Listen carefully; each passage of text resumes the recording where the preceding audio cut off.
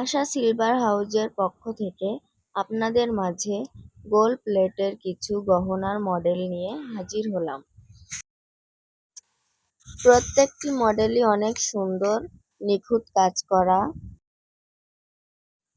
Colour কম্বিনেশনও অনেক সুন্দর, আপনারা দেখতেই পাচ্ছেন এগুলো কত সুন্দর। এইটা দেখুন কত সুন্দর ফুলের ডিজাইন করা।